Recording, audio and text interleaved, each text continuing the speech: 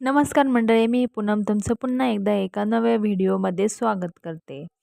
तर चला, आम्ही आलो आहे मळ्यात आणि मी तुम्हाला आज दाखवणार आहे आमचं शेड किती मोठं आहे. त्याचा एक लांबून व्ह्यू दाखवणार आहे कसं दिसतंय ते. तर हे इथं एक पेरूचं झाड आहे आमचं आणि हे आमचं शेत आणि हा जो रोड दिसतोय ह्या रोडने आम्ही इकडे शेतात येण्यासाठी हा रोड आम्ही वापरतो.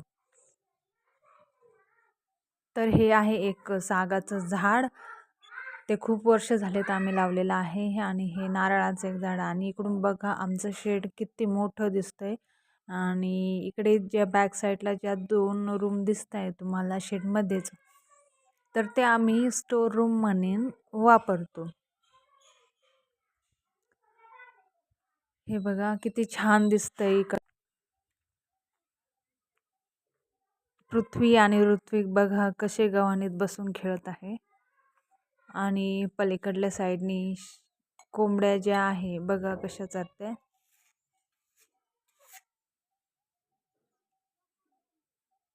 हे बघा किती छान दिसतंय शेड आणि खूप लांब पण आहे.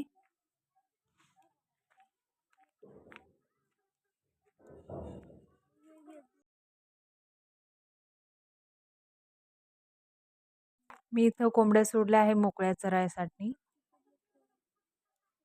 इकडे एक चिक्कूचं झाड आहे, त्याला खूप सारे चिक्कू आलेले आहेत.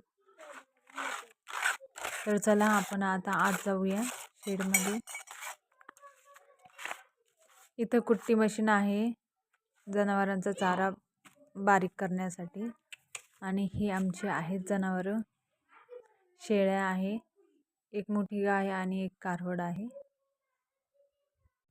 आता एवढं सगळं करून झाले माझा टाईम होता पाणी भरायचा.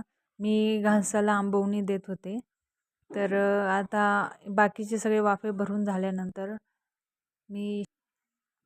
हा वाफा भरल्यानंतर मोटर बंद करायची आहे.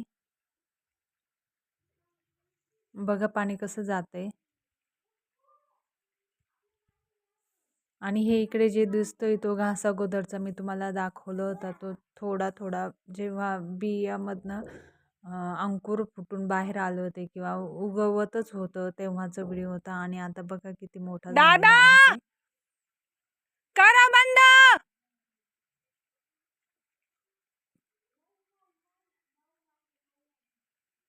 किती शांत.